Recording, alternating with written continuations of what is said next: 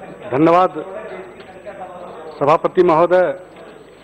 आज जी सामाजिक न्याय और सशक्तिकरण 2020-21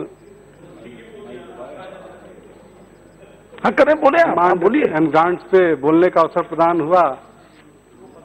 मैं अपनी तरफ से आपको धन्यवाद देना चाहता हूं कि आज जब जब सामाजिक न्याय की बात आती है सभापति महोदय, तब पूरे देश का और इस सदन का ध्यान आरक्षण के प्रति आकर्षित होता है।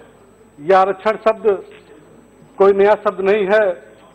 इसका असली मतलब या इसका मूल शब्द प्रतिनिधित्व से होता है। अध्यक्ष महोदय, देश में लोकतंत्र स्थापित रहे, यदि पूर्ण रूप से लोकतंत्र स्थापित करना है तो प्रतिनिधित्व सभी वर्ग, सभी धर्म और सभी जातियों को देने का प्राविधान संविधान में दिया गया है।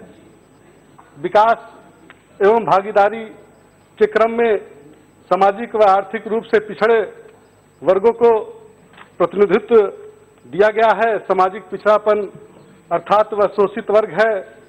जो जातियां हजारों वर्षों से शोषण का शिकार रही है, उन्हें प्रतिनिधित्व देने का प्राविधान जब यह देश आजाद हुआ था तब इन्हें दिया गया था। आज वर्तमान समय में भारत देश में, हमारे इस देश में आरक्षण शब्द को राजनीतिक मुद्दों के कारण थोड़ा निगेटिव सोच के रूप में बदल गया है। संविधान में समता, ममता, स्वतंत्रता, न्याय एवं बंधुत्व की स्थापना करने के लिए ये संविधान बना था। लेकिन आज हम धन्यवाद देना चाहते हैं अपनी सरकार को, माननीय मंत्री जी को, कि आज जो बजट सामाजिक न्याय एवं पिछड़े आर्थिक सामाजिक पिछड़ेपन को दूर करने के लिए दिया गया है और जो कार्य आज भारतीय जनता पार्टी की सरकार में सबका साथ, सबका विकास और सबका विश्वास के साथ आगे बढ़ रही है, इसके लिए भी हम धन्यवाद देना चाहते हैं सभापति महोदय।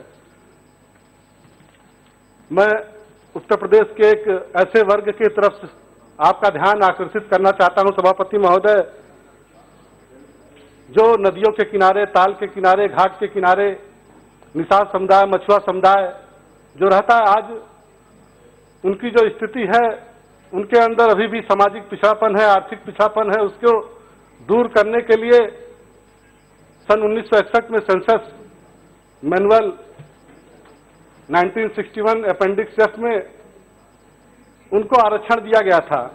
आज जो आरक्षण की जो विसंगतियां हैं और जो बजट और जो उनके विकास के लिए और उनके विकास के अनुदानों के लिए जो उनको दिया जाता है, वो आज उन तक नहीं पहुंच पा रहा है और पूरा का पूरा बजट जो है फाइलों में घूमकर रह जाता है। आज उनके विकास के लिए अगर जो जन जन का बजट 2020 है, 2018-19 में ये बजट से तकरीबन 12.1% की वृद्धि कर दी गई है।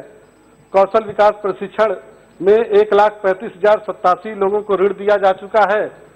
तो मैं इस सदन का ध्यान आकर्षित करना चाहता हूं सभापति महोदय कि ये जो जातियों का नाम हमने गिनाया है कि जो सन 1961 में इनको अनुसूचित जाति का दर्जा दिया गया था, आज हम राज्य की परिकल्पना करते हैं। राम राज्य मतलब कि जब भगवान श्री रामचंद्र जी अपने राजपाट से अपने उस वस्त्र को निर्वस्त्र मतलब धारण राजा बन के नहीं, जब वन को गमन किए तो उनके साथ कई मित्र थे। सबसे पहले वो सिंगेरपुर पहुंचे तो उनकी मित्रता निषाद राज से हुई, दूसरे दिन केवट से हुई, तीसरे दिन जटायु, सुग्रीव, बाली सभी वर्गों के लोगों से मुलाकात हुई, सबरी से मुलाकात हुई। तो वो एक परिकल्पना थी जो राम राज्य कायम किया उन्होंने। तो आज के दिन भी गंगा नदी के किनारे सिंगेरपुर धाम है और आज हमारी सरकार तकरीबन उस पर 186 करोड़ खर्च करके सिंगेरपुर धाम को विकसित कर रही है और उन जातियों को भी विकसित करने का प्रयास कर रही है। इसके लिए हम धन्यवाद देना चाहते हैं सभापति महोदय।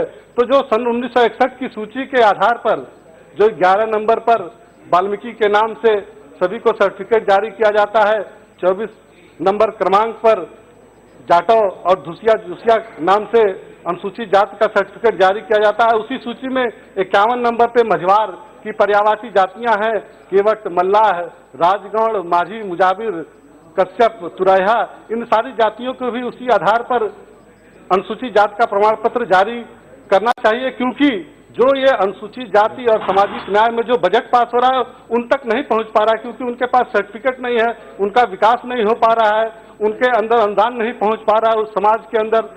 और ये विसंगति इतनी बढ़ गई है सभापति महोदय कि उत्तर प्रदेश में जगह जगह पे आंदोलन हो रहे हैं। आज हमारी सरकार उस पर ध्यान केंद्रित की हुई है, लेकिन जो विपक्षी पार्टियां हैं इस समाज का उपयोग करके उनको आंदोलन में धकेल करके हमारे समाज को पीछे करने का काम कर रही है। तो मैं आज इस सदन से एक मांग करना चाहता हूं कि जो ये बजट पास हुआ है ये बहुत ही अच्छा बजट है।